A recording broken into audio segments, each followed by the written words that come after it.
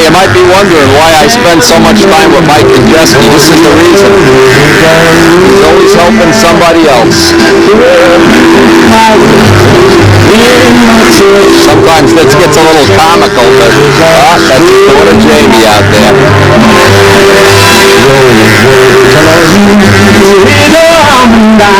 Oh, she's inverted. Now I gotta tell you why I'm so excited about this. Our Learn to Fly Day is Sunday, and we have a lot of kids tentatively stationed to come up to the field and learn how to fly.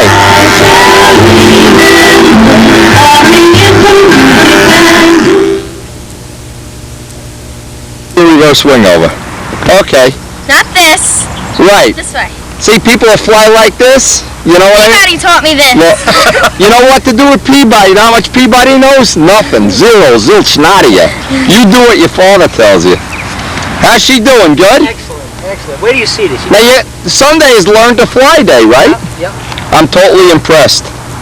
You got to see this. You got to see this on film. Jamie, we're going to get you a Jett 60 before the week's over. We have rabe sheets out here. Look at this. Look at this. All right. How many people you think going to show up Sunday? If everybody's not down the shore, we should have quite a bit. Yeah, last year at our Learn to Fly thing, we had, they get the kids from the middle of town. They get a come and fly the club trainer. Couple of flights for free, and of course Mike being the primary instructor, maybe the only instructor, I don't know. I think we have 3 in the club. I'm not one of them. Anyway, keep in mind, without young kids coming into this and without kids showing some enthusiasm, we're pretty much going the way of the dinosaurs.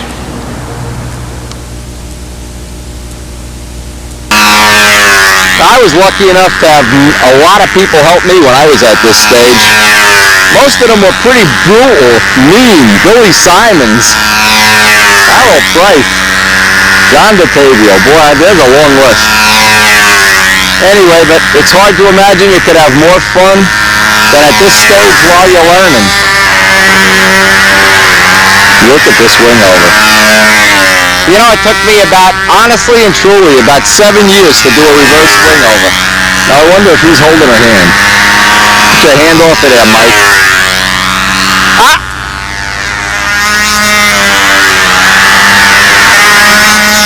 I know what he's trying to teach you is not to hold full up all the time. To use finesse. Look at this, she's flying inverted. Look at this. Jamie, I hope you come out to Brodax.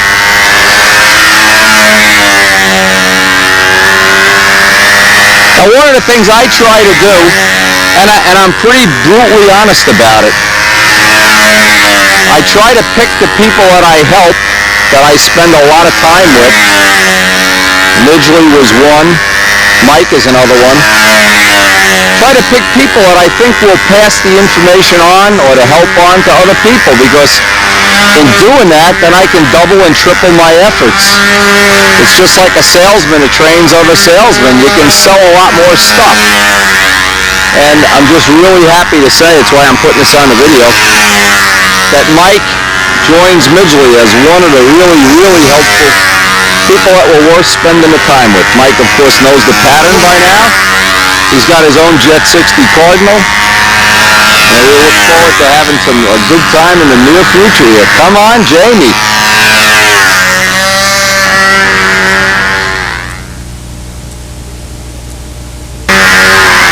Look at this wing over. I don't believe this. Hey, if John Brodak is watching this, you know what, John? I'm telling you, if this girl comes out to the Brodak meet, you better buy her a dress or something. You better get her a Brodak t-shirt. Look at this. She's flying better wing overs than Peabody. Look at this. Okay. She's got it. Tell me the truth. Are you proud of her now? I'm impressed. Now, imagine how proud you are of her. That's how proud I am of you when you did that first hourglass. Fun. Say, Jamie. Your father's a good teacher. How do you feel about this stunt stuff now, kid? Not only that, we got 7 wing-overs on video. You can prove you did them. When Peabody says you don't know how to, you're flying better than Peabody now. You should be teaching him. My other hand. You should be teaching him. Okay. All right, come on, take a break. Well, I have to say again, and I'm sure people like Bill Hummel and whatever, but when you're in a group of people, you try to pick out the person. You only have a limited amount of time the time I can spend with other people. And it's limited. And if I know these people are going to pass it on, then I know it's worthwhile. We're doing good for the hobby. All right, you got your lines all cut? This is the first time you're going to fly this? First time. Okay. First time with the Jett. The Jett 60. Mike Kajuska. The Jett 60. Anyway, this plane was built in, let's see if we can get the story right, 92. Flew at the 93 Nats. Did not make the top 5 cut for a lot of reasons, basically me. Wish I could blame somebody, but basically it was me. Anyway, we, over the years, I've used this for a test plane. We've had 40s, 51s, 60s, PAs, Jetts, Rossies, OPS, OS, VMAXs, I don't need, and there has been, let me see, when Midgley had it, plane has been all over the world. When Midgley did have it, in fact, it still got the hole for the Tiger 60 when we ran the Tiger 60 in there. So it's a well-used plane. Now, what happens to this plane? Is it going to sit and hang in a museum or something, or take up space in somebody's cell? Nope. Mike now has learned the pattern. There's no part of the pattern you don't know, is there, Mike? Oh, got it. Okay. So it's a good candidate for now honing his skills. Now, at the same time, we're running this because we have a Jett 60 in it. We're going to use this as a plane to test our pipes in, test more Dennis Toth props, do a lot of the experimental stuff, and especially on days like today when this is, I wouldn't say this is marginal. I'd call this just not even worth flying, but we certainly can get some run time on the engine, see if the tank is shimmed. We have a bunch of props to test. And that's where it's good to have a guy like Mike that we have similar setups. If we find a prop that works real good on this plane, obviously we'll make a copy of it for the Spitfire and back and forth. Starting point, this is, we drilled the Venturi out to 228. This is the original motor that came with a 189, George. The 228, a green air filter, 6-ounce tank, Powermaster 5% GMA fuel. Dennis Toth, full-size 13-inch prop. And this is going to be the first run we get on, huh? First one.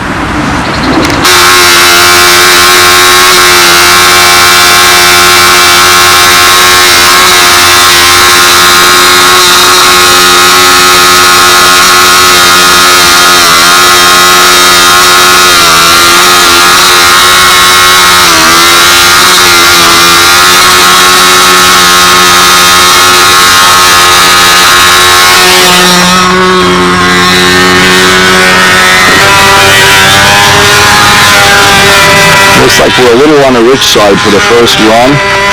We have the pipe real long.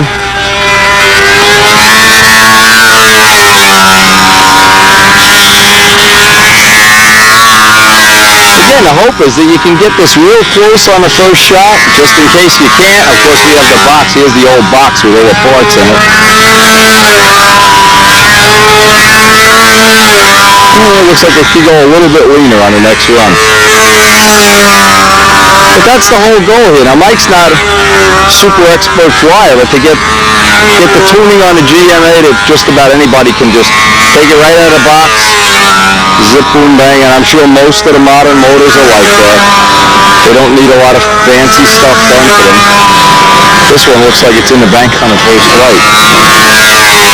Yeah, I'm listening for the 2-4 break. There we are.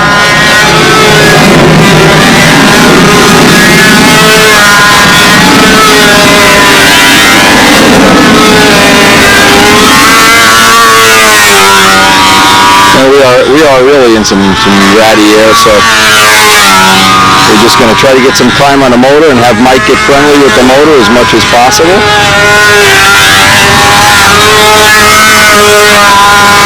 Mike's a good one. I don't care what Jamie says about him.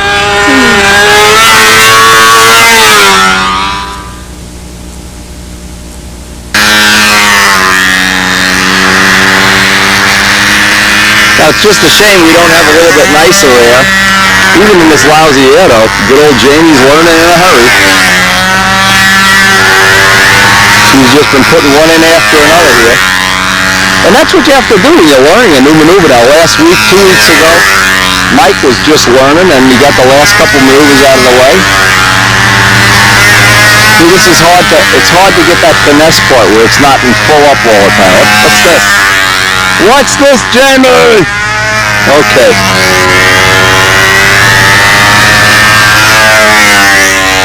Now, we're all real proud of Jamie here. You're okay, kid.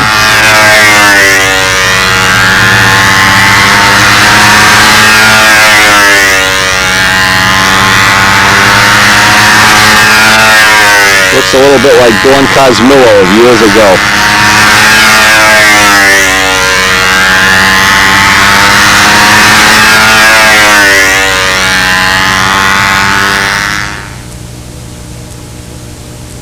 This week or a week before, we set up this toolbox with all our things that we're going to need to tune planes or work on planes, and it seemed like it was a rainy day or something. We didn't even miss anything. We got all our things for tuning pipe lengths and whatever.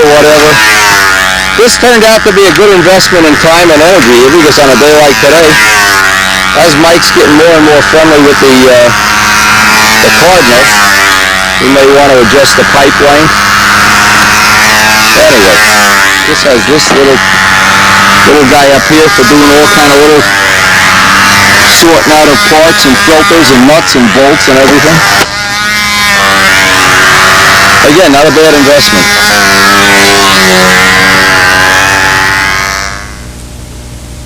I've been able to catch one break on getting some good air. This is the most amazing beginning of the summer I've ever seen with this lousy weather. It's either raining or the wind is blowing. Yeah, because the air was so bad up there today, it's a pleasure to come home and water the garden. Anyway, I just wanted to mention tomorrow. Hey, tomorrow. Andy Hirsiadis is supposed to fly his new plane tomorrow, bring it out. We're looking forward to, hey, I really hope we're going to get together with Joe and Andy down in Middlesex. Sunday is Learn to Fly Day. And then we're getting ready for the countdown till Elliot gets here. We're planning a lot of cool stuff for him, a nice party. It's a way for him to meet all the guys in this area and obviously make his business grow. I think he's even thinking about stealing more of my fish and taking them back to England. We're bet on that out of it. There's Mama. She's been laying eggs, man. If you only knew, this Aranda's been laying eggs. Now, Curtis Chapin just happens to see this tape out of the corner of his eye. I know he'll be thinking, maybe I get some baby fish from Wendy.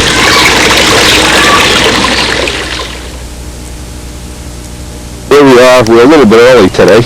Yeah, Let's see what's the latest in the Mustang project. This is the work of David L. Downey. Okay. I guess the sun's this way. This is the guy at Boeing? Yeah. All right. Oh, yeah.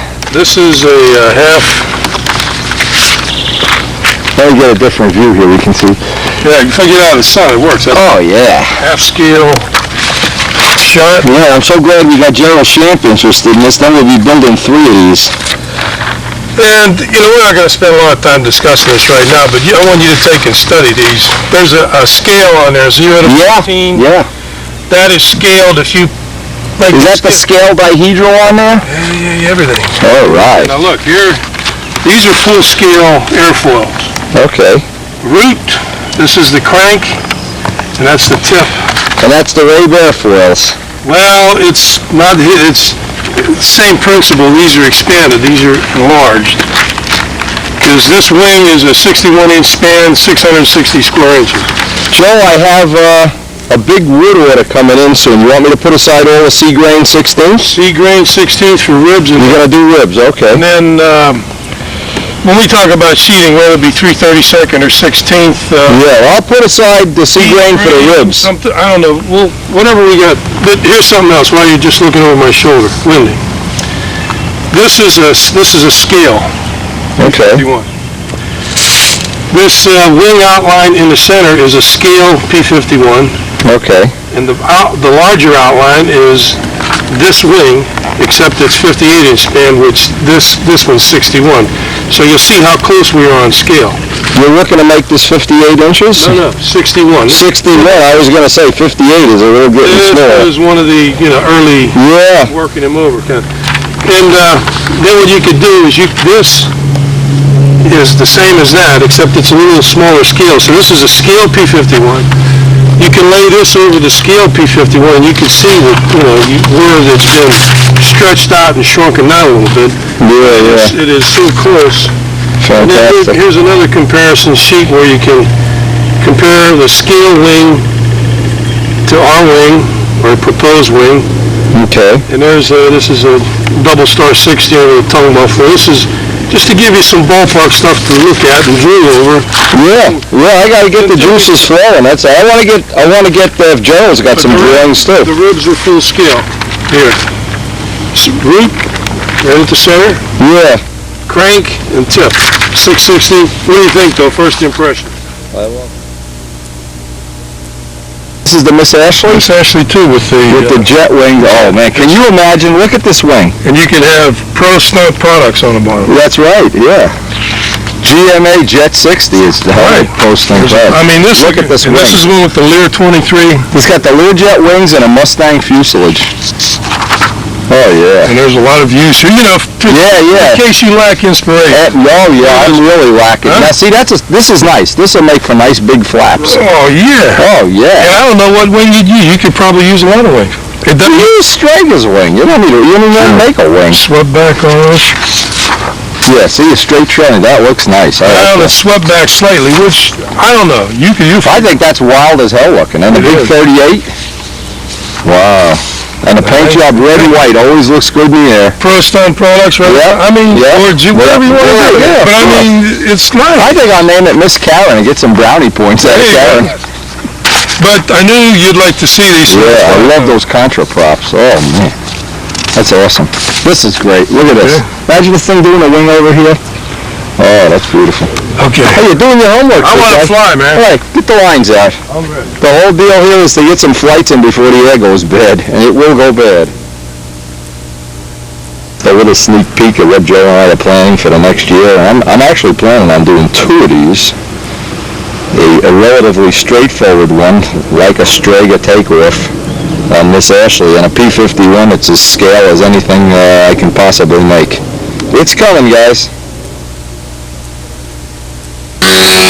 One of the things we want to test today is the tank, the new spinner. I have a lighter spinner on than I've had before. Again, this plane has a little bit of a nose-heavy tendency, so we're going to try to lighten up the nose. I'm hoping I'm going to be able to get some, maybe a titanium nose piece from George. That rod that's in there, made of titanium, if I can find one, a 1/4 28 piece of titanium threaded rod. Anyway, Joe's got a feel-out flight now. He changed the control ratio at the tail. No sense recording this. He'll know what has to be done after the flight. And again, it's because his over-control, last week a little bit of an over-control phenomenon. Also, our friend Bobby, the young kid from that was here a couple weeks in a row watching us, we gave him some videos, and we're going to try to get him to come up to the Learn to Fly Day tomorrow. I talked to his mom. She's going to bring him up to the Learn to Fly Day at Circle Burners tomorrow. Maybe get Mike Podjeski, give him a little hand. This is the first day we're out here grinding out flights, and it's over 90 degrees, and I mean it is hot today. Now what usually will happen on a day like today when you get here is by 1 o'clock the air is it's flyable and nice right now. Actually, it's decent. It's the best we've had, but it's really hot over this car, and usually this is when you need to go in on a needle a little bit, just go a little bit faster than when the air is cooler. Anyway, what Joe's been working on, we're both working on 2 things, the engine shutoffs. Both of them have a tendency to, at the end of the flight, give you about 2 or 3 laps where it just goes brah, brah, brah, brah.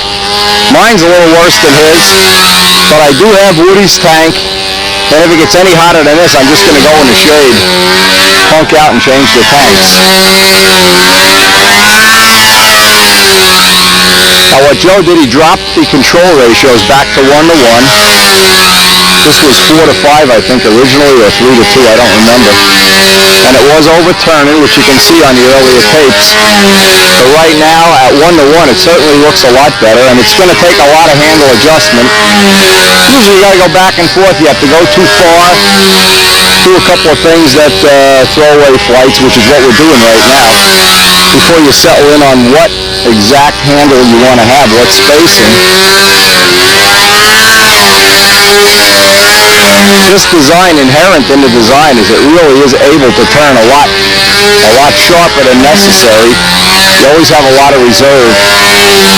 And of course you have to use it judiciously. You just can't let the handles stay out there at maximum flow, and because the plane gets uncontrollable, which is what I experienced. At 3 to 2 and 4 to 5, the plane was very difficult to fly. At 1 to 1, it's a lot easier to fly. And that's something that works whether you have a Banshee, a Profile Cardinal, or who knows what's it, doesn't matter. The handle spacing is like a shoe. It has to suit you. It doesn't have to suit anybody else. It doesn't have to suit any favorite person other than you. It's like a shoe. You put it on, you get it to feel comfortable, you get it to adjust to your body configuration. Now what Joe's done is he's taken the original handle, opened it up 1 notch, and kept the original set just the way it is. He's flip-flopping back and forth between 2 handles, which is a good way to do it if you have 2 handles dedicated to each plane. I want to see what the shut-off on this sounds like. Now, Joe's motor uses a lot more fuel than mine. He usually runs pretty close to the end of the flight. Mine, if anything, I could probably get away with a 5.5-ounce tank here. I'm sure Woody's going to be happy to hear that. But the nice thing is if we get this shut-off thing where we're happy with it, then I'll have Woody maybe make up a 5.5-ounce. Another thing too, it'll get some of the nose weight out, and I'm looking to get as much nose weight out as I can.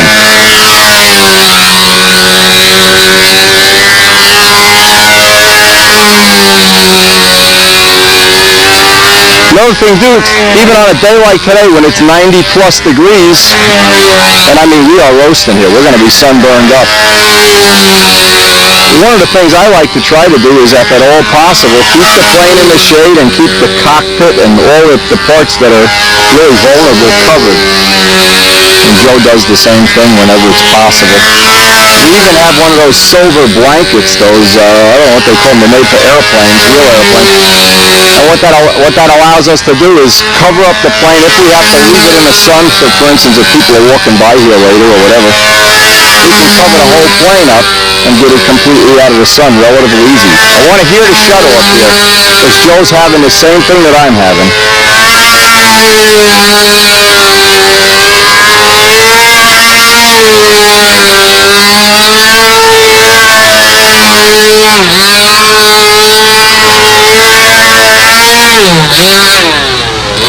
Yeah, not too bad. Not bad, Joe. Yeah, I know. I gotta open the... Yours is better than mine. The shut-off's better than mine, but I'm going to holler at Woody if that other tank doesn't shut off. He'll have to ride to the Nats with me on the roof rack. How'd that feel? A little bit better? Yeah, I gotta go. Well, you got to go more. It looked a lot better than last week. Oh, yeah. Night and day better. All right, Andy showed up today, ready to, this is going to be the first flight on his new plane. First thing we definitely want to do here is ground run it. And then take a look at the filter.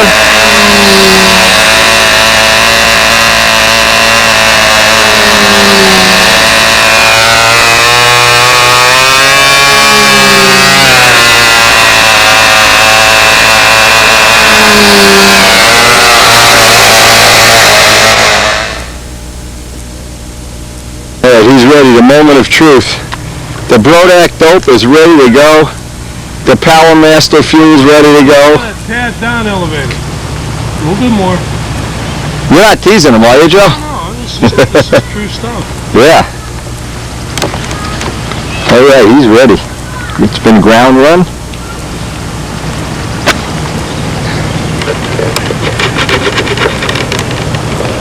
I'll take that one. Start there. That's good. That's right on. George Aldrich wants to know if you fly as good as you make Venturis. I said, I don't know. How are his Venturis? All right, he's ready. The moment of truth has arrived. The workhorse of planes, big KME. Just don't do anything rash. Take a nice easy flight. The airs are getting hawky by the minute. Trying at 45, see how And how we all look forward to the moment of truth. Work well, Winter. fast. Yeah, this is strictly up and down here. Andy's been making Venturis for the GMA Jets. Where do you live in? I live by the fuel line.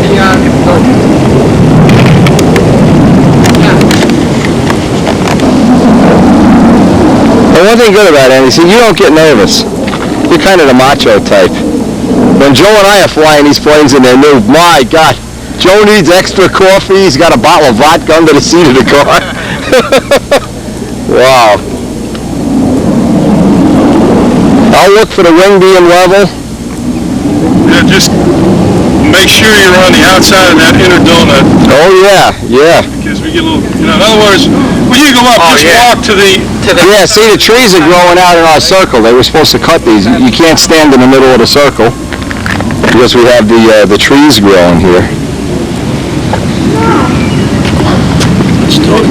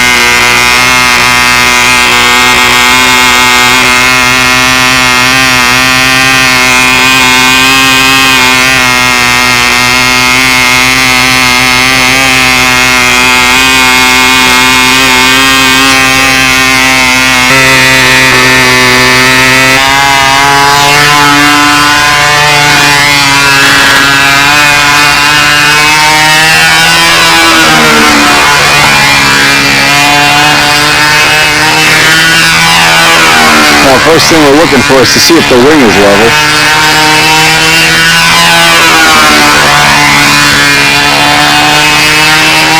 Andy's got 3/4 of an ounce of tip weight in here. I like to start off with a lot more than that.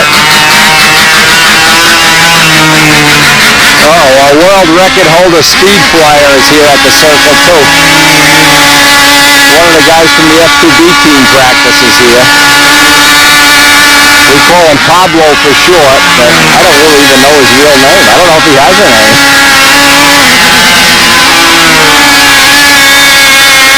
These speed guys, no respect.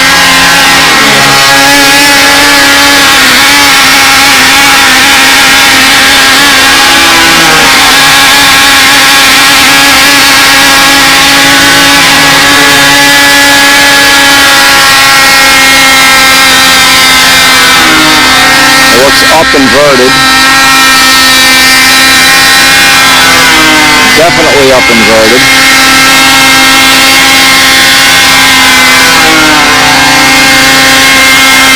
See right here, you know it's going to get a little soft when it's up inverted and you go to flip it over, you know it's going to be a little bit soft. So a good indication you either need a flap tweak or in this case probably a little tab would be a little more convenient. I don't know if you have 8-inch ones in here or what.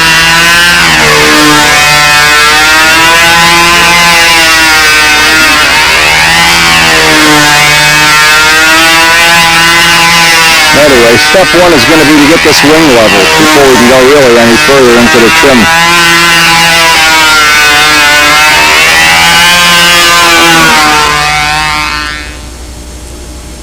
We got all the British planes in the hangar here already. It is really starting to cook. Joe's getting ready on the flight line. It's getting ready to cook, area. It's over 90, you know. My little thermometer said 91 before. Look at a roast out here. The flying season has started. I want to change this tank. I have Woody's tank. I'm still real unhappy with the way it shuts off. So the last 2 flights it's just been running at the end. Rup. Now let's see if Woody's tank runs any better.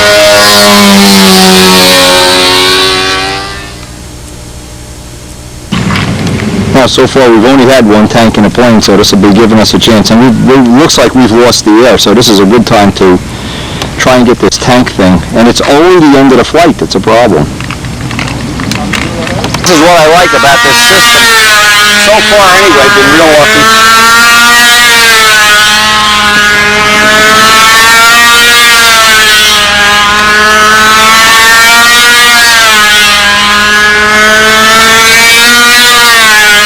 All the best laid plans of mice and men. Woody's new tank has the vent right where the pipe should be, and I don't know if I made the drawing wrong or if he held the drawing wrong or whatever, but I can't use it the way it is. So I have another old tank from one of the old stunt ships that has the vents in the right spot. I'm going to try to use that. It'll give me 2 spare tanks when I'm done with all this stuff. But this is the part I like. Is when I want to put the pipe back in for any reason, or the whole system, to be able to put this in. And again, the idea came from Frank McMillan in a phone call, but I'm sure it's really the credit goes to either Ted or David or somebody. It's just so easy to put it in all in one spot. Andy is... Oh, the old tank seemed like it was a little bit better than the one I had, the original one. Shutoff was a little cleaner, certainly not great yet. We still have to work on that a little bit.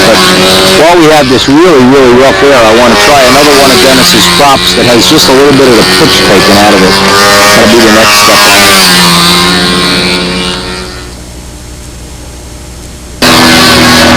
You know, like the air has deteriorated into, you can see it just blowing all over the place.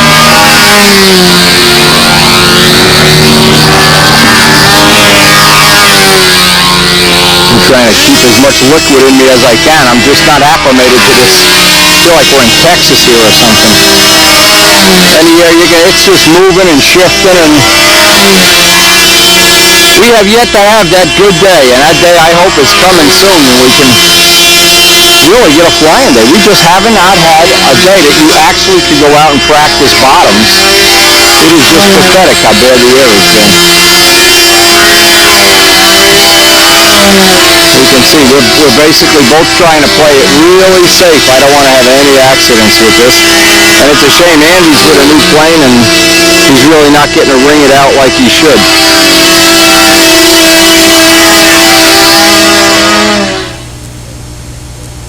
You shortening the lines? Yeah. Yeah, you were on 68-foot lines or something. That was crazy. It's way too long. 4 feet off. That's good. It should be, I would be 61 to 62 feet from the middle of the plane, the middle of the handle. That's where that little cardinal like to be. And this is not a whole lot different. Nothing else, we're getting all our maintenance done while we have no air. Good day to do testing.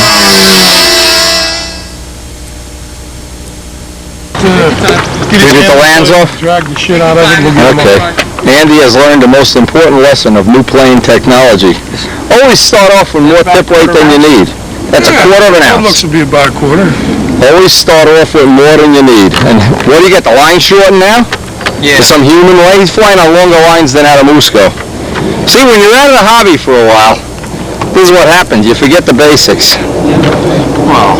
You can't fly on 90-foot lines. See, this is a lesson even I learned long ago. If you're going to start a new plane, don't start on overly long lines. Go with the standard. A plane this size usually will wind up on 61, maybe 62. But never winds up on 69 where Andy had it. You shorten the lines. This is the 4th piece of tip weight. In fact, he took all of my tip weight. So I would go the other direction. I start up with a lot of tip weight and take it out little by little.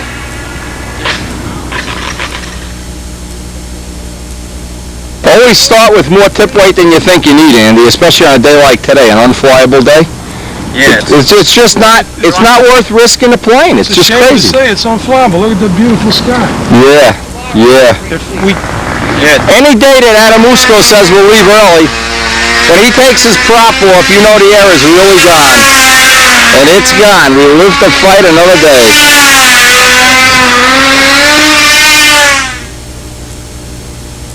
And Andy wants to get one more in, and I mean, we are really in some ratty air.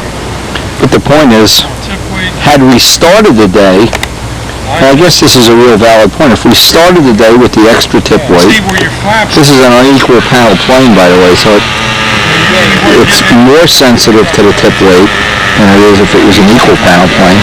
But the thing is, we started out on the lines being way too long, and so we wasted maybe 5-6 flights before we really got that part of it under control. With the tip weight under control, the lines, motor was running fine. It's a K&D 40, one of the Brodak 40s. The only thing seems left here is to get the wing totally level, and I think, I'm not sure if he tweaked the flaps or... Andy, what did you do? Tweak the flaps or put a tab on it? Okay, so you put a flap tweak in. You bent the outer one down, right? Okay. See, with this plane, Wendy, the flaps don't go all the way to... Yeah, the flaps are only at the root, so it's like a fungal L. It's like a Spitfire. It's less efficient when you tweak it. Or if you could tweak out at the tip, it's real efficient. Actually, the more tip weight I can carry. With all these CDs around here, we might be in trouble. You're not a CD, are you? Doesn't matter. No. Too bad you're not, because we could save you the AMA cost. I get the AMA course for free anyway. I'm a reader member. All right, as long as you do. Because my goal in life is to reduce all club members to paying nothing to the AMA, charging virtually nothing for contests, which is what we're already doing. And you never got a shirt, did you? Yeah, I ordered one. I ordered one when I paid the dues. Who was here the day before? The redheaded guy. He said he's going to include a shirt in with the when he sent me the bill. Okay. My wife paid it already, so. Oh, King. Yeah, Dave King.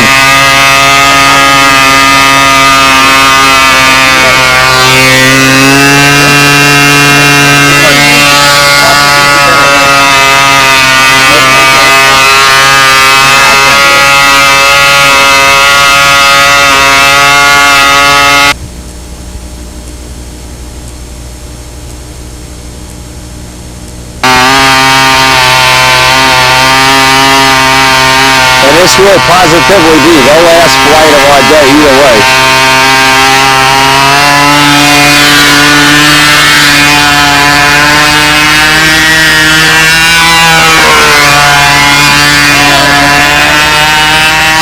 K&D 40 on a tongue muffler, 11.6 BYNO prop. Seems like the power's about right. What's the wing look like, Joe? Better. He needs another quarter. Trim tab, I think, is the way to go. Yeah, you need a trim tab because the flaps are only tweaked at the root, and that won't fly a level flight well. It'll be a pain. I always like using a trim tab. Then you know what you got. Even though I have those adjustable flaps on a Spitfire, I haven't used them yet. That will be a last resort if we find out we need that.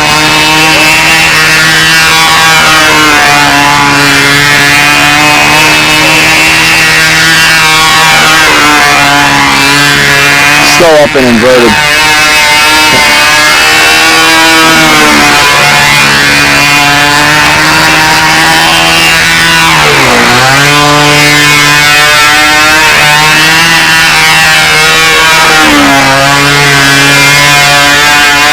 Motor's bogging when it goes under load. Probably got a little bit too much prop load there. But it's pulling the plane okay.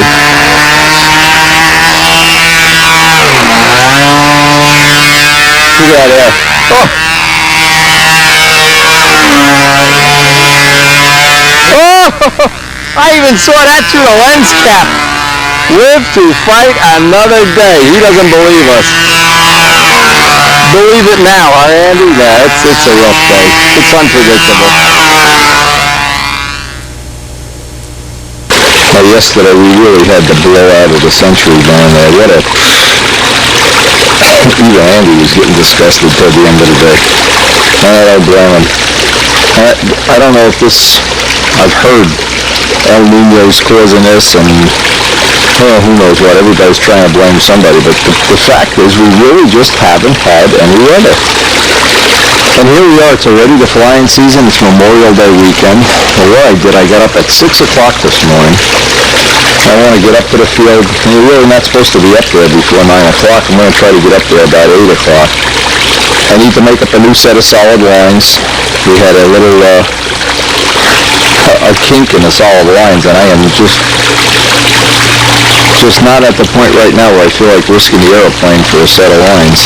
So I can get that done, and probably just before 9 o'clock comes, I'll get one flight while the air is good or no flights. I'm not sure what. It's really getting depressing not having any air to fly. I know Mike Kajeski's getting disgusted too. The other day he was out. Andy, Joe, we're all really wishing we could move to California and live with John Coffey. I think that's what the deal is. Anyway, it's early. I gotta have my coffee yet, read the paper a little bit, become conscious.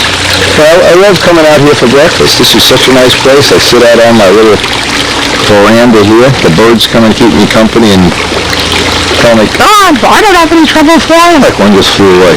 I don't have any trouble flying.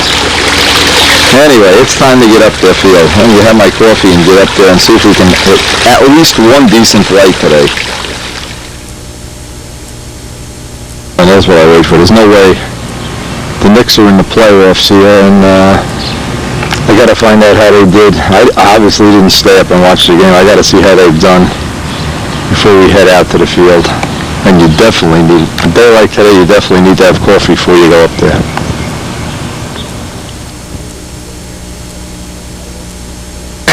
Well, it looks like we have some totally dead air. Just what we need now, right after yesterday. Get into some, see how fast you can back up air. Anyway, this is going to be our learn to fly day, so we're only going to get a couple flights in the morning, and then we're going to try to get some of the new kids, that potential club members, get the parents involved. We have one real hot prospect here.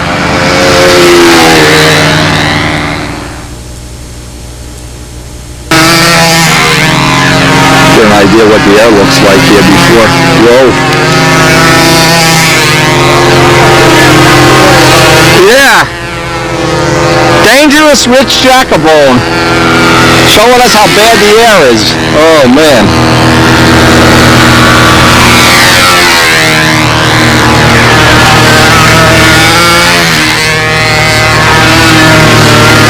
Oh, yeah, the air is nothing. The air is just hanging in puffs here.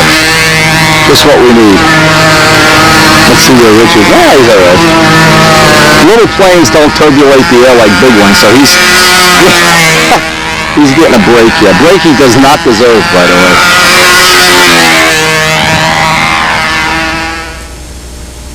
Five launch, dead air.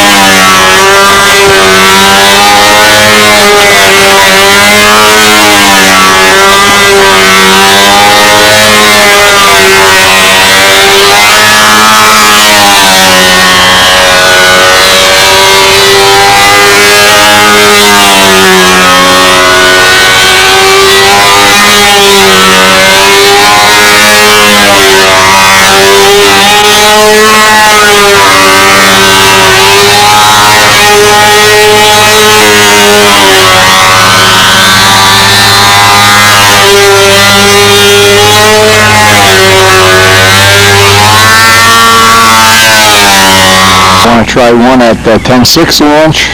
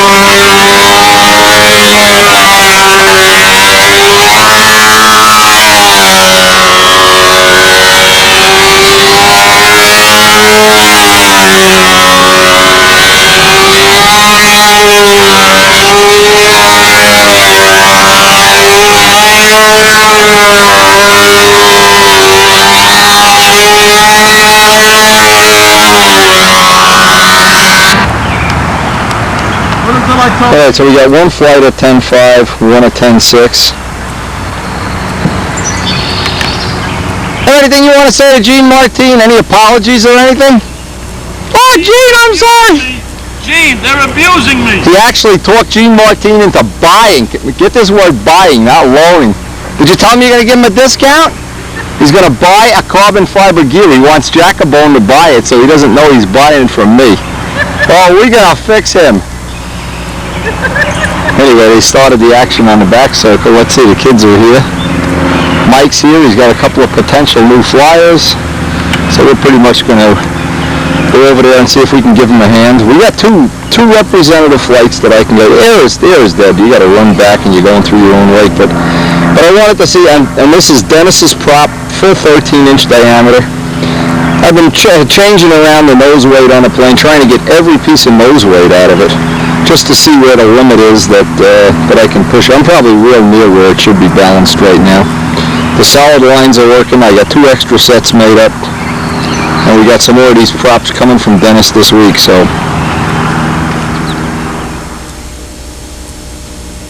I keep telling this guy, people are starting to really give you for this training day. This plane absolutely positively will loop. Al, don't you think this plane will loop? I almost wanted to man Why don't you tell him? With me as the control, I don't think it's any doubt.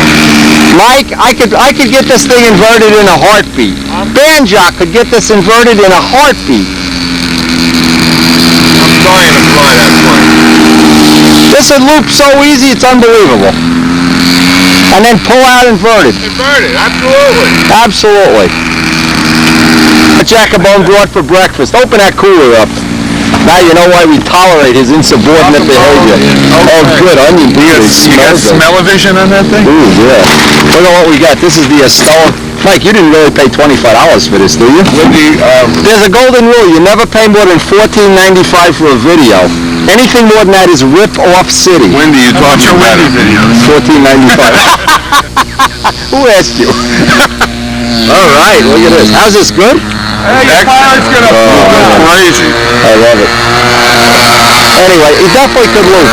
You want another funny story? He was telling me about my handle. He wanted one of my handles. So he said, I want to try it before I buy it, right? So he tries it. I don't know what he had on there, some competitive brand. He tries it, he comes crawling over on his knees, he wanted to hug and kiss me. He says, wow, this thing is great. Wow, I can't believe I had that other dumb handle all these years. So now I said, okay, pay me for it. Well, this is the hard part. 9 months go by, I finally get paid for it. Whoop it! What'd you charge him for it? The usual price. Round up the usual suspects. Can you picture this coming inverted? You know how when you're flying a real Cub with the door open, all you want to do is pull up, do a couple of stalls, fall out the door. He's starting to fall out the door, little guy. Yeah. It really is a nice, it is a nice plane, but look at the doors coming open. Banjock would go, Banjock loves these things. Rope it! You know he hears this. Let's all do a wave. Rope it! What is he got, a battery thing in his pocket here or something? Yeah, the RC box. Oh, the RC thing. Back it up, come on, you sissy. Big manual to fly. Run out there, I'll fly it. This thing would loop. You know, it'd be cool if we could zip tie him to a pole, so he'd have to watch me, and then just go into it little by little. Each lap get a little lower. He'd have a heart attack. Poor baby.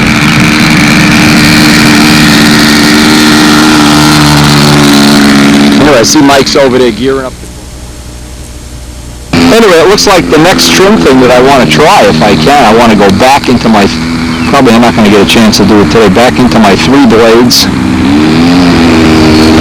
Go back, a lot of times what happens, you try them on a day where it's terrible, and that's basically all we've had is days that it's terrible. So now that we've gotten, I guess we could call this a flyable day. It's just a back up and hope day.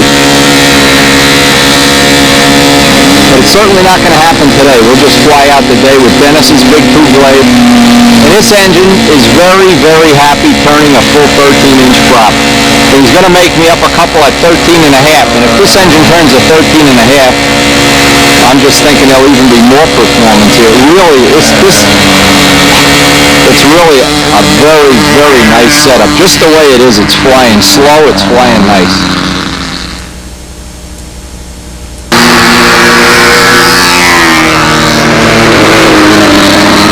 So you have no progress made on your Cardinal, huh?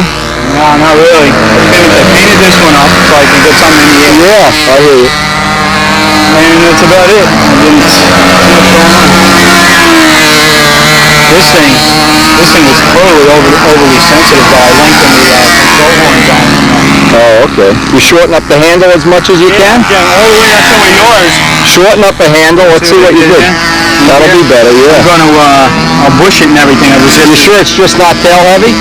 I had a ton of nose weight in it. I took an ounce and a half out of it after I did it. Yeah. Because it kept adding nose weight, and every time it seemed to me it would come up and over, it would almost come around and then square off. I couldn't even get around. I'll look at it as soon as you're flying and see. If the CG is wrong, you'll go crazy trying to get it ready. It's 100 times better than it was. You look at it when you get a flight on it. This is Mike's daughter Jane, who training one of the new kids.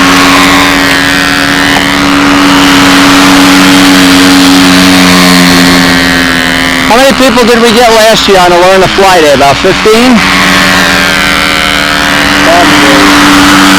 think it was a little more, because I remember there was some at the end of the day even came down. Anyway, here you have somebody who's just learning the pattern, teaching somebody who's never flown before.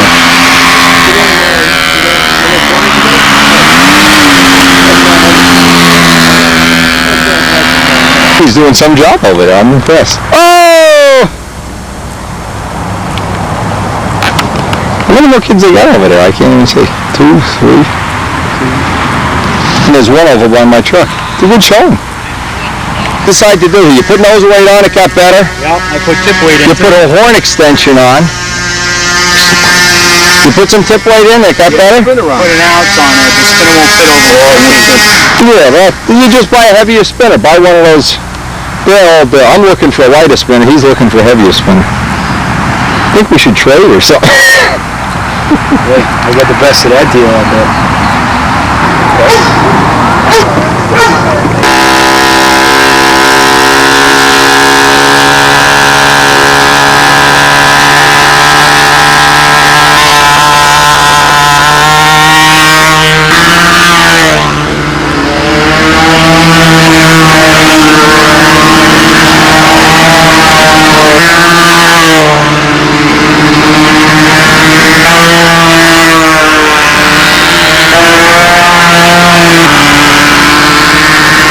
We have a bet going, Frankie.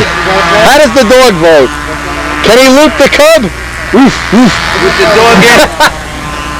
Woof, woof. Watch your dog bite me. When are you going to loop it? Everybody says it'll loop. No! John Bodak says it'll loop. He said no problem. Full up, boom, right in the ground.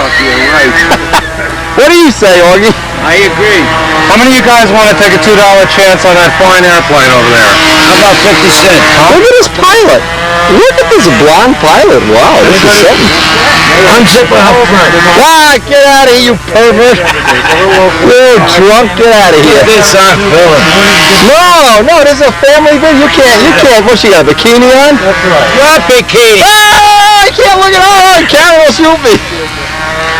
Busty. Leave those pilots alone. The zipper. Oh, yeah, sure. Oh, man, I'm embarrassed.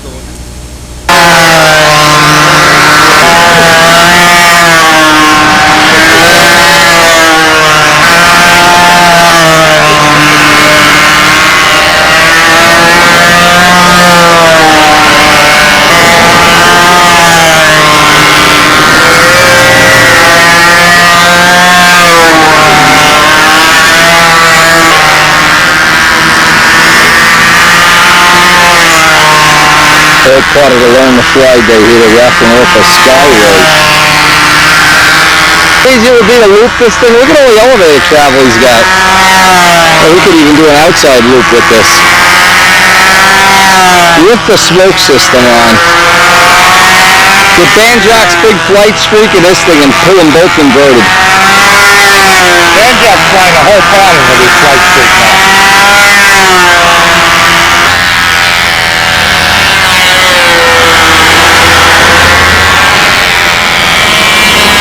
Looks like you got a little bit better than anticipated. How many they got back there, Rich? We got 7 kids and Ivan, who's never flown. 7 and Ivan? Ivan counts as a kid or what? Well, Ivan flies RC helicopters. Oh, that doesn't count. But he's, I bet he can't fly one of these. That's what I bet. Well, I bet I can't fly an RC helicopter either. I'd be willing to bet on that. Maybe Ivan can give me some lessons. The heck with it. I like control line better. I went over and watched him fly helicopters one day, and all I saw was crash after crash. I thought control line was bad. All right, Jamie, how many people did you teach this morning? One? How many did you do? She's going up next. You're going up next? Oh, man. She's going to do it by herself. You're going to do it with nobody even out at the circle? No, not yet. Not yet? Well, Jamie's a good teacher, boy. After she goes up with the trainer, she's going to go up with the ringmaster. All right. See who's out there now. Mary Knight giving some lessons here.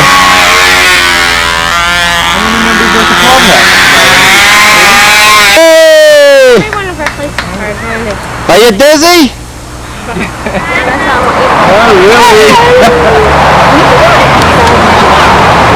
Mike, did you take the breathalyzer test before you came out here today?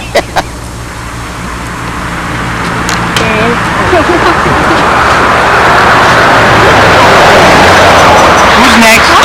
Next! I think the girlfriend doing it. Yeah, it's all right. I'll do that. Is this the helicopter guy here? Helicopter? Are you Ivan? Yeah, I'm Ivan. Hi, I'm Wendy. How you doing? You're going to teach me how to fly a helicopter if I teach you how to fly? What do you think's harder? You teach how to fly helicopters, I was like, so right now... Save your helicopter parts. I have no idea. I've been practicing on my simulator on the computer. Yeah.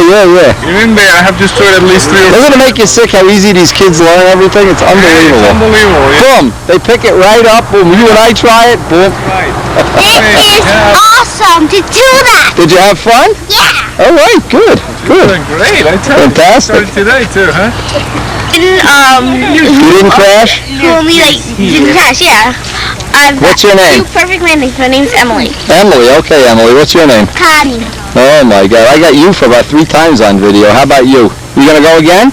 I don't know. I'm going down the way. You should. These guys have to pay for the gas. Let them pay for it. They got a lot of money. I'm just like, I'm still practicing.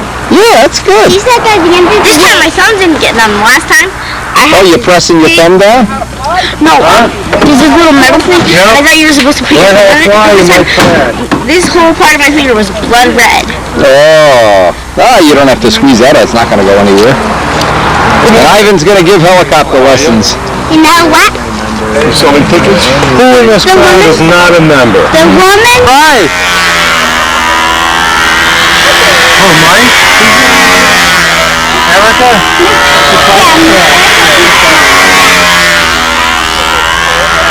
That's Erica, isn't it? Yeah.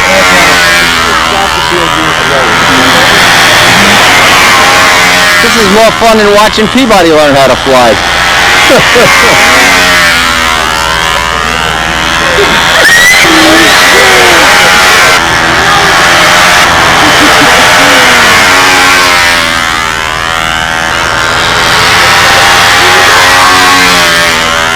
Let's see. Next time we see Mike, maybe Friday you bring the ballerina down? I'll be away all next week, but You'll have to cancel your trip. maybe if I get home early enough on Friday. Yeah, come out. Come out on Friday. After I take my mother shopping, I want to see that thing fly. Rich Jacobone to swear on camera, this is the last time I want to hear. The plane will be finished by next week. My Cardinal will be finished by next week. Repeat after me. Let me see the lips move. My Cardinal. My Cardinal will be finished by next in 2 weeks. I will put the push on. I will not watch HBO. I will not go reading Playboy magazine. I will stick to the business. Finishing the plane. I will finish. I will finish in 2 weeks. All right, Brodax is coming. Remember, Brodax is coming. And so are the Nats. George Aldrich said if your plane is there and it's not there, and he goes all the way from Texas. He's walking, you know. He's not taking a car. He's just coming up to see your plane. I guess he's going to be losing some weight, huh? If he's walking. He may be anemic time he gets here. He says that Rich never finishes his plane on time. Here it is, Memorial Day weekend, and the plane isn't done. Right, Mike? Mike knows what being under pressure is like. Deadlines are the best thing. Deadlines are it, man. Things happen. Deadlines are the best thing.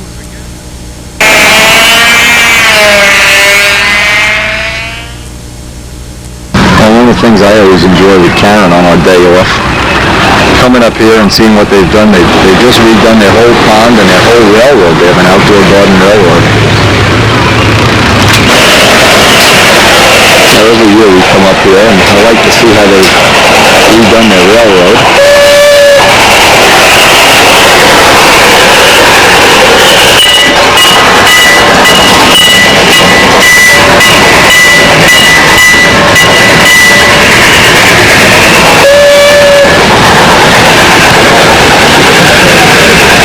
This is what I originally wanted to do in the backyard, but we just ran out of time this year. Time and money. Both. Cool, and there's just so much Garden Railroad. We even subscribe to the Garden Railroad magazines now. Really nice.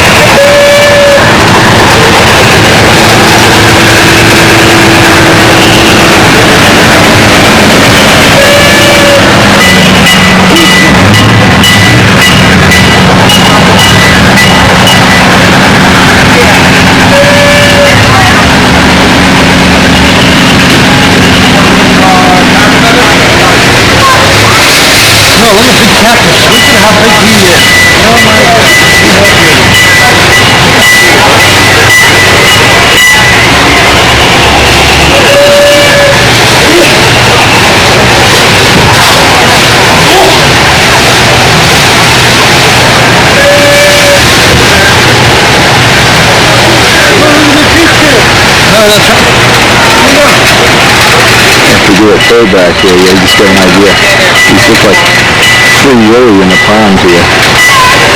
This is really some setup. It really is nice. Maybe next year. Maybe we can get some guys to buy some more Cardinal kits. We'll be able to do this next year.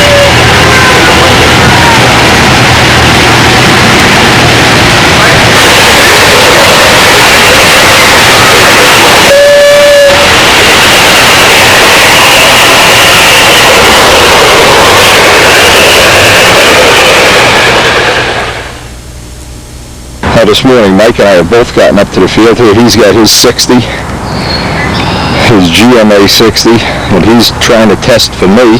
We're trying to determine of the three of these motors which one we like the best.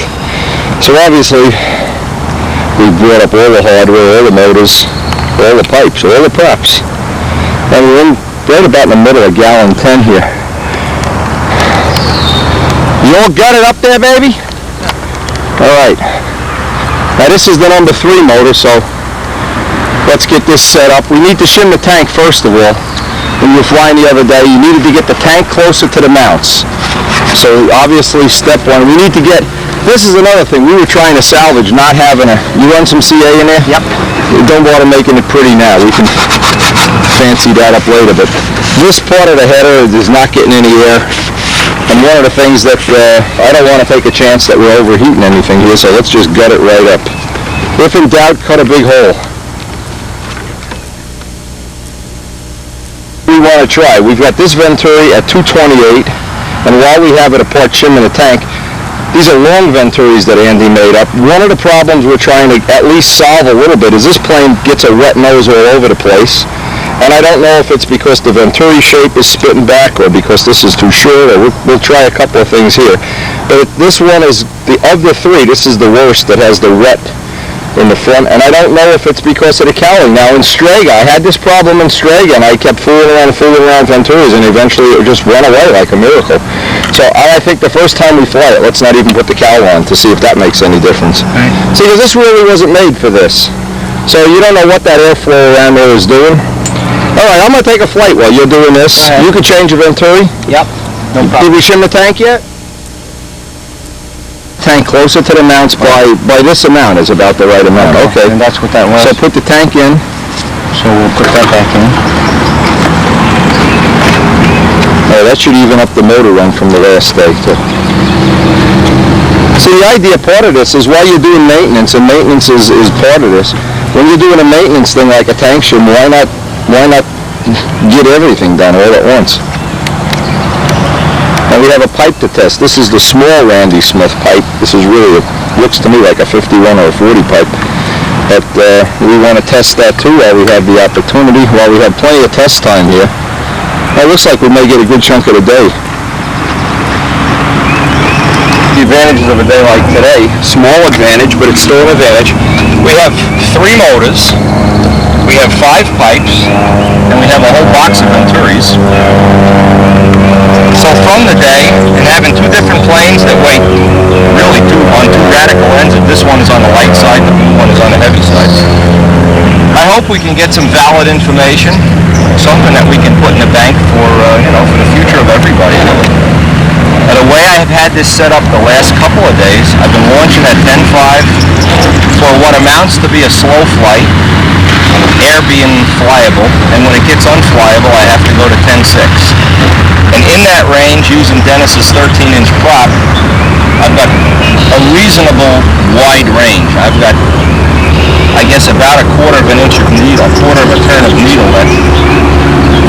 Give me some choices anyway. I don't have to settle for one narrow range of things. And again, one of the things I want to try is the longer Venturi in this plane, because the way these cowls are shaped, and I'm not sure, again, I've put this on video many times, the way the air circulates around this particular cowl, I get a little streak of fuel. It's not the end of the world, it's not a big deal, but it's one of the things, if there was a way of curing it in cowl design, I'd like to do it. And we certainly, if nothing else, I'll fly without the cowling, just to see if that's part of the problem.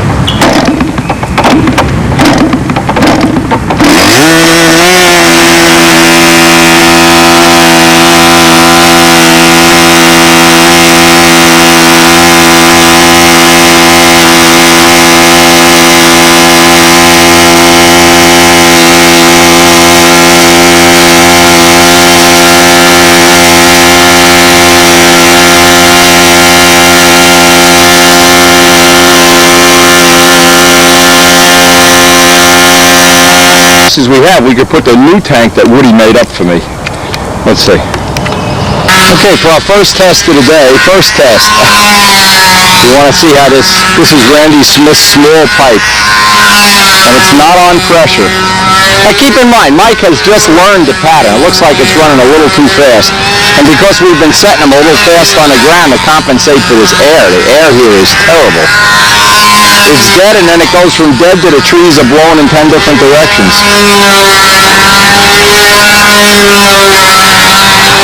Alright, it's not so lean that we're not getting a burst of rich at the bottom of maneuvers. Anyway, what our plan is to run 3 or 4 flights on this pipe, and then we have 3 other pipes to try today. This is what's nice about having some test planes, especially in bad air. Now, the air is not conducive to flying good stunt patterns today, but we'll get some of our testing done. And we can flip-flop. We can even take the pipe out of this guy, put him in.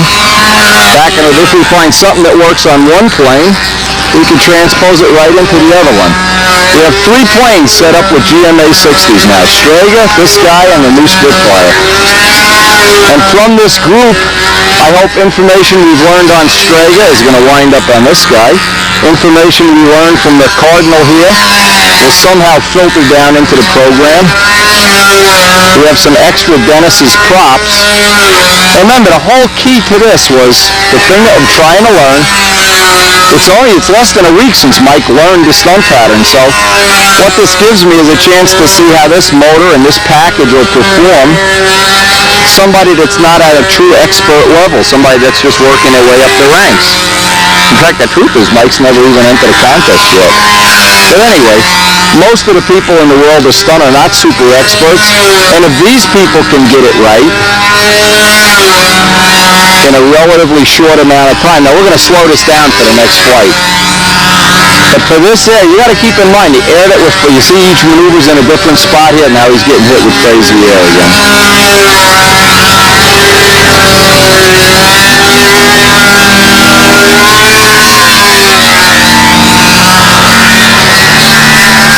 Again, it's because we're going to start. We've already laid up some parts for our tuned pipes. And I really want to know. Now, I've heard all the claims, and I've heard it. You know, obviously, everybody that makes pipes claims their pipe is the best, the torquiest, the friendliest, or something. But before I go in and spend a tremendous amount of money on tooling, I really want to know. And what we've been doing is making wax molds from old pipes so that we can kind of get the best of all worlds. We can do a test pipe without having to pay $1,000 in tooling.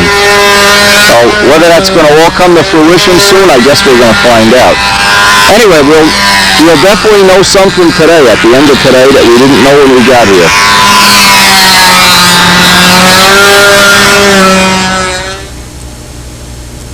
The original pipe we started today's test with was the original. This is one of the original pipes I had from S&W. It's a double, I guess you call this a quadruple chamber, 3-baffle pipe. I guess you can't really see the baffle. But it's a real good pipe to get a square one with. Another nice thing is, of course, this one, I put a pressure fitting in years ago, so we don't have to go back and forth with putting these fittings in at the field. It's almost impossible. And you can see what I've done here. Years ago, I drilled a hole, put a fitting in right at the field. Not a good idea. Always a good idea to put them in with a high temperature epoxy. And if anybody out there needs one of these done while I'm laying up pipes, I'll be glad to do it for you for no money, just the cost of the shipping. But you certainly, if you're going to do these, you want to use high temperature resin. You don't want to take a chance a month later it's going to crack and fly off the plane. Anyway, this pipe has probably had 1 million flights on it. It hasn't self-destructed yet. Some of the pipes seem to have a real limited life. Some seem to last forever. Usually they melt right up here in the front. They deteriorate from the heat. We're going to try to eliminate that problem in our pipe development. But hey, we'll know if we succeed after we get a couple of these pipes out in the real world and get a couple of people flying them. Okay, we just, for opening test, went down 200 RPM. This is a 10-3 launch here. Now, since we don't really know exactly what pitches in this prop, this is one of those props that's been sitting in the box that hasn't been pitched or balanced for a long time. Starting off, I'm guessing 10-3 is on the slow side. So what I'll want to try after this flight is I'll take a little bit of pitch out of the prop and run it at 10-5.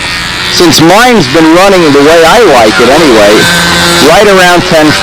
I like the 10-5, 10-6 launch. 10-5 when the air is nice, 10-6, even 10-7 if you got to blow through some of this crazy surface burner air. Anyway, having this plane as a test plane and having 3 of these all set up with different setups lets me get a lot of data in the bank in a big hurry. Now, especially if you have 2 real good experts, again, the best example is Dave Fitzgerald and Ted Fancher. They can play off each other. One guy can fly a prop, fly a motor, fly a setup, see if he likes it, and then switch it right to the other guy. So in effect, they get to double their practice time, double their setup time. But what's happening with us is we're running out of time. The circle burner contest is coming up this weekend, and we'd like to have some setup that both of us can fly. So we're really not right now in a position where we can just make radical changes. I'd like to try a few more tests with this pipe. Then we'll put the big pipe on and some props with lower pitch. But the thing that's nice here is that right out of the box, without any to-do, you still get that nice, what I call a pipe run. Nice 2/4 break, on and off, on and off, on and off. Even in this crazy air. And if you think it's easy flying here in this air, ask anybody that's ever been to a contest here how crazy this place can be.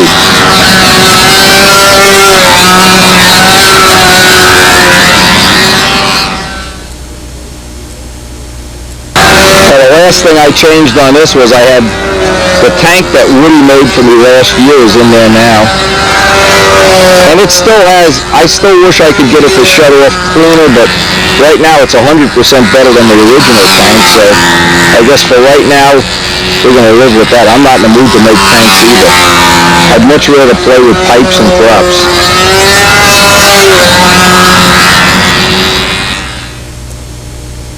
Aldrich picked up on an interesting thing. He says when you play one of these flights, play it and fast forward and look at the trees. You can see the trees here are moving like crazy. And I really want Mike to be careful. Being he's just learned the pattern, I mean, he actually could enter beginner at the mat. Not beginner, intermediate. He's never even been to a contest, let alone entered one, so.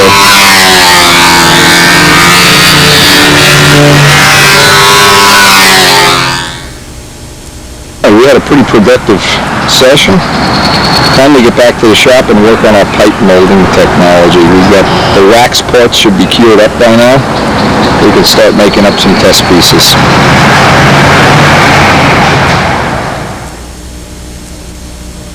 I haven't had a good day of testing. You could pull these baffles out too. What we did, let me show up on camera how we've been making our wax plugs. We have a rubber mold made from a mandrel.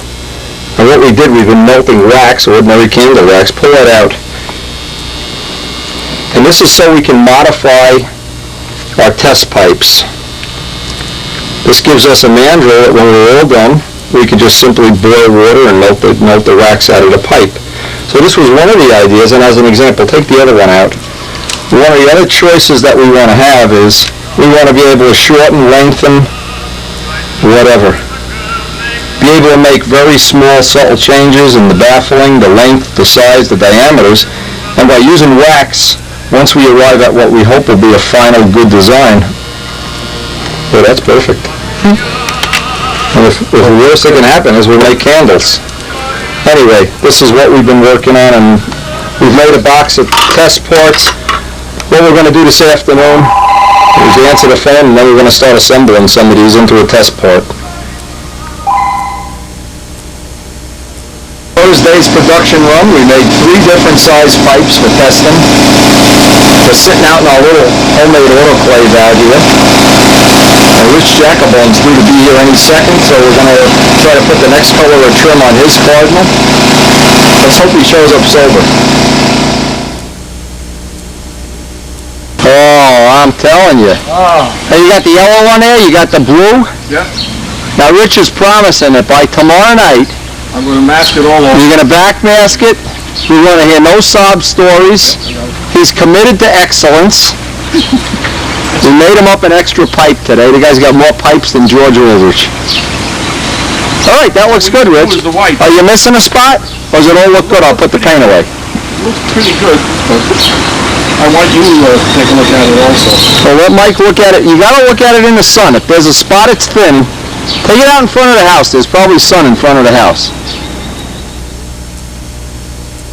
And as of today, I just wanted to announce that I will be stocking an official Aeropoxy White dealer.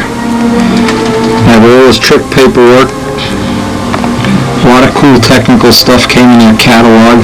Looking forward to sharing it. We'll be doing more of this later, including some testing for them and their product line. And this is one of the products, if you've never used Aeropoxy, this is very special, and I hope we're going to be able to find even more uses for it than we found in the past. I have a couple in mind already. More on this within the next tape. And of course, we used this on the prototype Brodak Cardinal, and those fillets are absolutely, here we are, more than a year later, lots of runs, lots of flights, lots of broken props, lots of different test pilots. The fillets are still beautiful.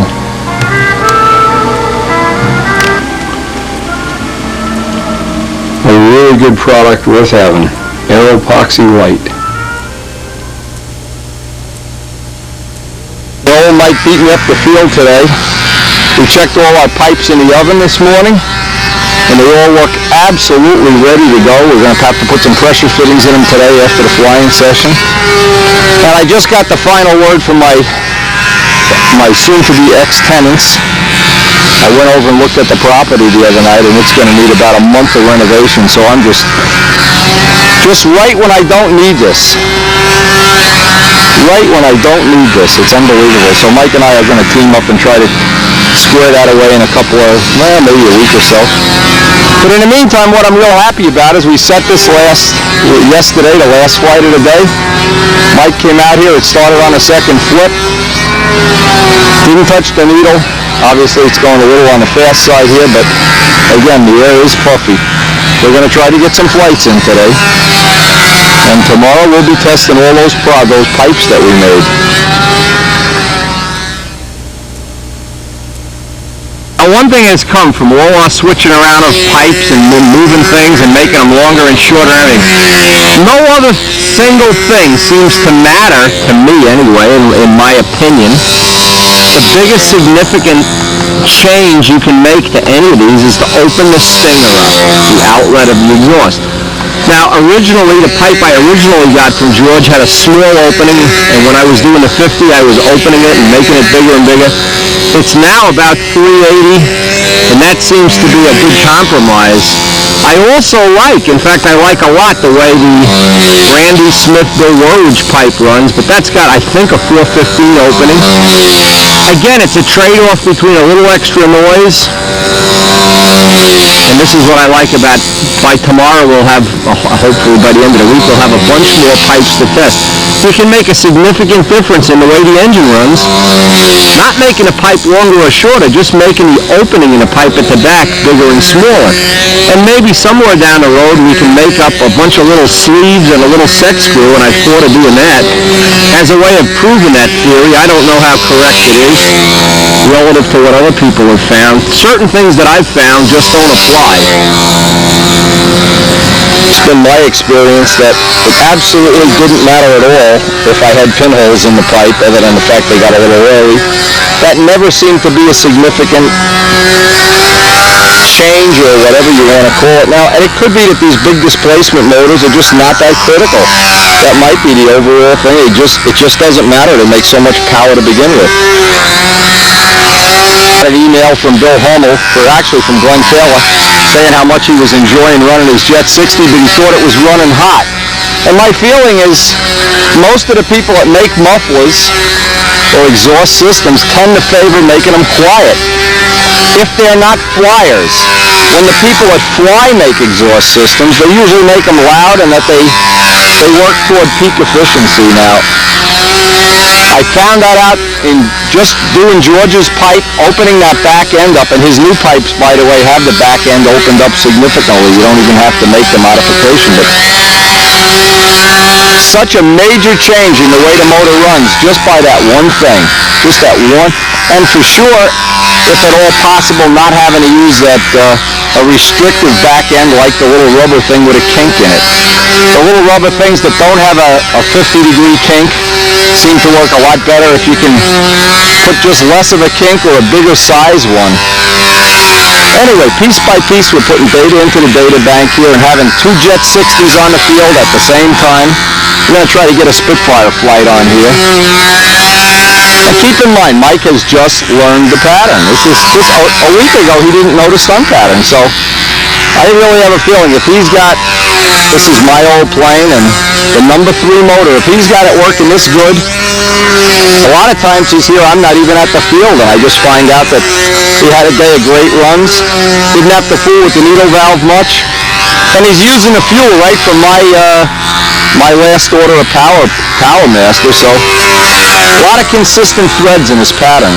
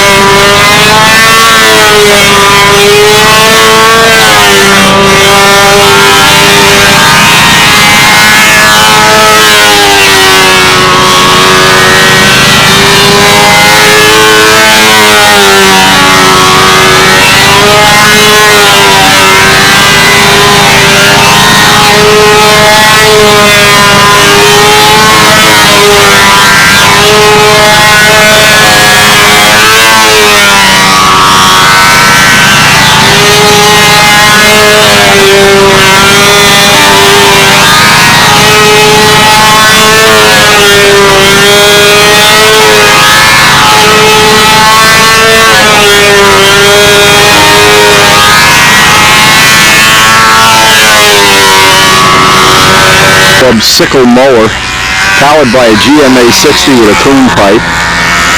See, now here we're getting, the air is puffy, you can see from the last flight, and it's shifty, but at least we're getting some flights in and we're getting some testing done. What we're going to do though is take a break and try to clean up the field. We got this, this sickle bar deal here.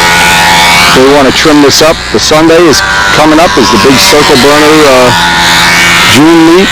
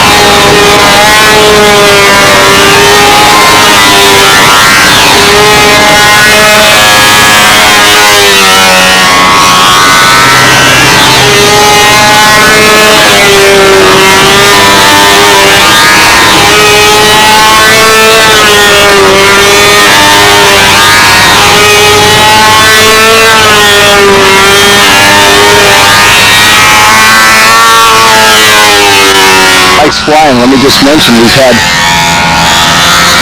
started off the day at 10.5, we've gone up 100 RPM, both his and mine have gone up 100 RPM, very predictably. About the difference on a clock, the needle goes from about 6 o'clock to 6:30, and that's the range so far today, and it is over 90 degrees. Anyway, I want to get one more on the Spitfire. This way I can go back and look at it. I'm thinking right now that in this warm weather, probably I can get away with a 5.5-ounce tank. And I know eventually I'm going to have to make me a tank, or I'm going to have to arm wrestle Woody into making me another one. This one is a 6-ounce, and even though sure you can take some fuel out, I always feel better if I have the 5.5-ounce tank in inventory, so when that time comes, I don't need to carry that extra half-ounce of fuel around for a ride. You know, it's crazy. You spend all this time trying to make the plane light. You make yourself nuts. And then the last thing you do is add an extra ounce of fuel and just burn it and carry it around and pay for it. Mike's doing very well here. I'm proud of my student, and I've been videotaping flights for him in between these flights. On his own personal tape, that's worked out extremely well.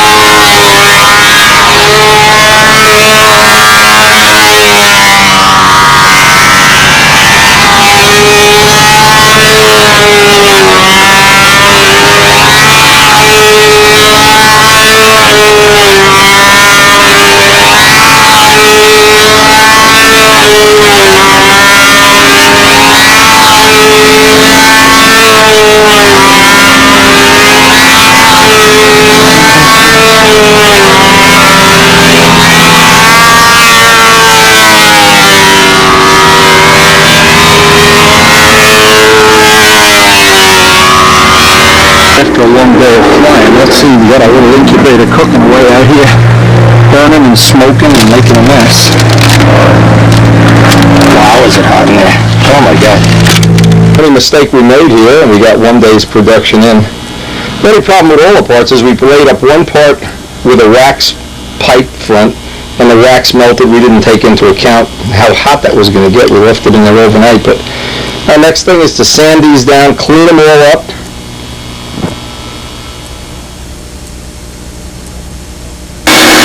Dusting off some of the jewels we have. Now, the problem that we had is the wax parts that melted and they left residue on everything, but we're going to clean them all up. And we've got some, I hope that opening's going to be big enough. Be interesting to see. We have the ability to change this on a moment's notice. We have some that have nice long stingers. We're going to clean them up and just paint on a very, very thin coat of resin. Rub it in with the rubber gloves. And what I did, I weighed the pipes before, and I want to weigh them after we do that resin coat. And I made them all oversized, so you even can lighten them up a little by shortening the front. There's the little mold. The baffles are coming out, and of course they're all high temperature resin. This one came out beautiful. Another one that's popping on a regular basis, so we can make some extra head pipe while we have resin mixed.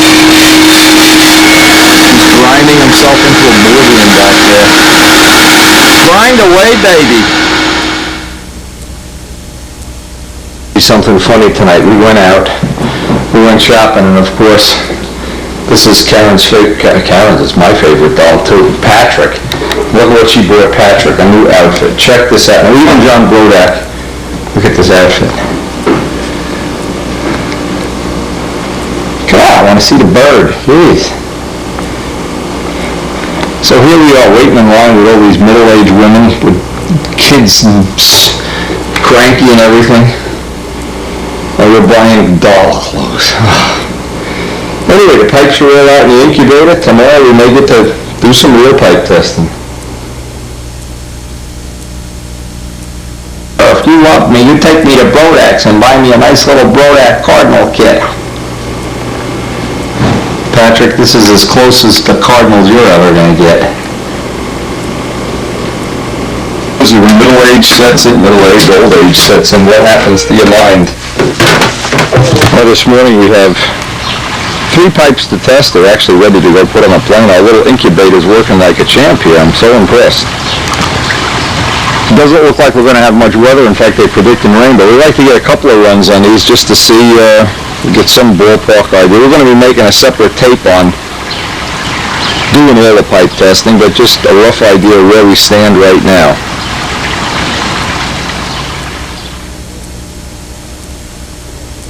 Now, we're not going to, obviously, by look at the air, we're not going to have a great flying day, but we certainly can test the pipes. We got 3 to test. And the first thing you always want to do, get a square one with the pipe we were running last. That's George's pipe in there. Let's get a square one flight, and then start with the first one. Okay. Now, best whenever you're trying something new, always go back to what worked the day before, what I call the square one. We always have a reading that we're kind of happy with from the day before. It's cool today. It's in the high 70s. And keep in mind what I'm trying to develop here. I'm not trying to develop some maximum peak performance thing that only a few flyers or maybe only 1 or 2 flyers in the world can replicate. What I want to have eventually here is something that's pretty idiot-proof.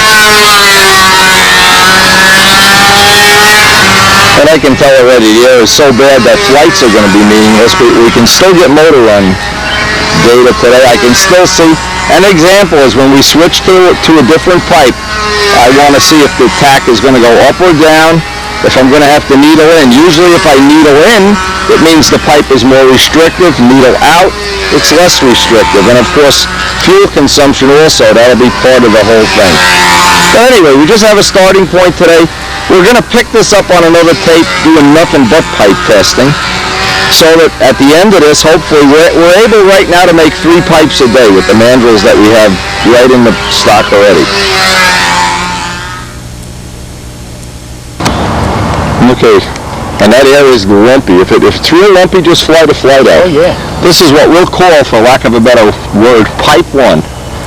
On pressure, first run. We're almost at the end of this tape, but this is what we're going to be doing for the next maybe a week or so. Get used to using those zip ties, baby. Okay. Get used to it. So this is pipe 1 with the 380 outlet. Again, the most significant thing we've found so far is at that outlet hole. We're starting the pipe lengths at 20 inches and we're going to work down to 18. We like to work in that range. Now this is at 20 inches, it's on the soft side. We're going to be probably after a flight or two going down to 19 and then down to 18, and usually I wind up about between 18 and 19 as my pet favorite length. Anyway, we're at the end of the tape. We're going to be making and gathering data in the next month or so on tuning these, making these, whatever, and I hope the information that we learn in the journey we can pass on to anybody who's interested in making their own pipe, anybody who might find the information helpful, useful, or just thought-provoking questions. That there's obviously one of the things I'm a big believer in. There's more than one way to do everything in life. There's more than one way to cross the Hudson River, and what we're really trying for here is not our really super high tuning, hard to tune. I'd like to have the widest possible, friendliest power band that I can at all costs. Now, one of the things I've always found, another thing is critical. The pipe that goes from the header to the first part of the pipe, if that isn't a full 3/4 inch in diameter, that's the part of the pipe that starts to melt and deteriorate and turn brown real quick. And on this pipe, that piece is aluminum. It's aluminum covered with carbon, thin weight. It's a helicopter tail boom.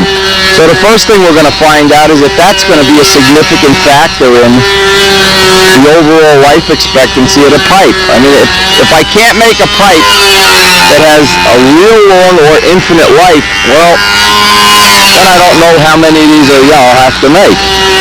I'd like to extend the life of them. The ones I've had from years ago, the life was very short. They constantly needed patching and they turned brown and melted.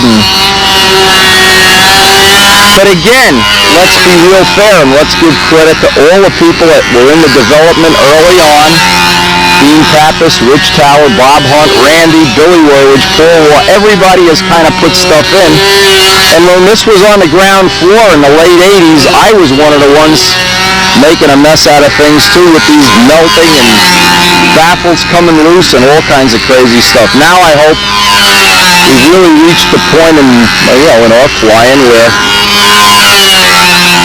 it'll be dead reliable, life expectancy will be extremely long, and it'll be even guys like Mike, a person who's just learned the pattern in the last, maybe week. He's just learned the pattern. If he can come out here and by himself get the needle set every time, then I think we've got something that we can contribute into the world of stunt, and I think we've accomplished our goal. And I hope you'll share the tapes, and we will see you on the next tape. Thanks for joining us. And I'm always glad to help anybody that has some information, and please, if you have information that I don't have, please share it with me. And imagine if everybody pooled all their efforts, we'd have this just unbelievably good hobby where everybody would have good motor runs.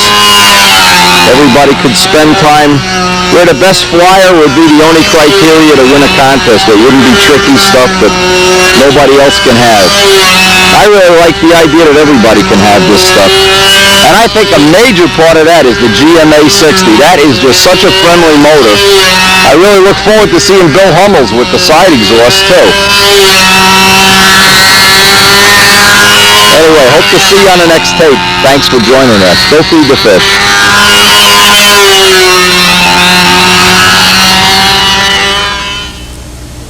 A minute or so left on this tape, and I just wanted to... This is another book that I got from while I was in England. One of my favorites, too, and has a lot of cool detailing on it. Just run through a few of these pictures as the tape winds down. And I really do hope that you have enjoyed the tape. We do enjoy sharing the information. Please pass it on again. I say it over and over.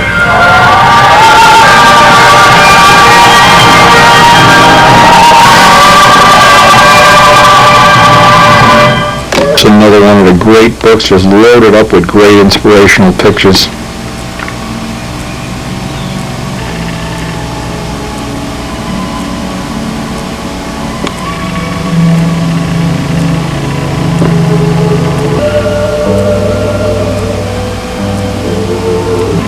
About and doing the research on the Spitfire has certainly been one of the most fun projects I've ever worked on.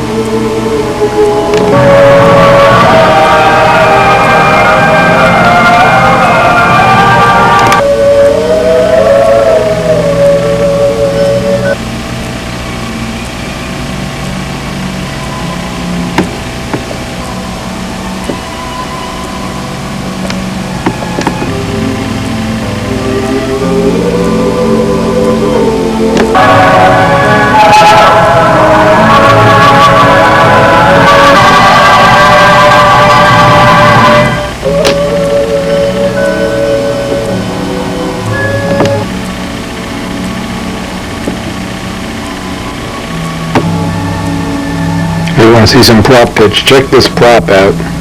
That is some serious pitch. And of course, this is the S6B. Did not get to see this while we were in London. We missed this. I know this is on display somewhere in London. Did not get to see it, of course. One of the predecessors to the Spitfire and the Tucker Special. Again, a great book. One of the ones I really enjoyed.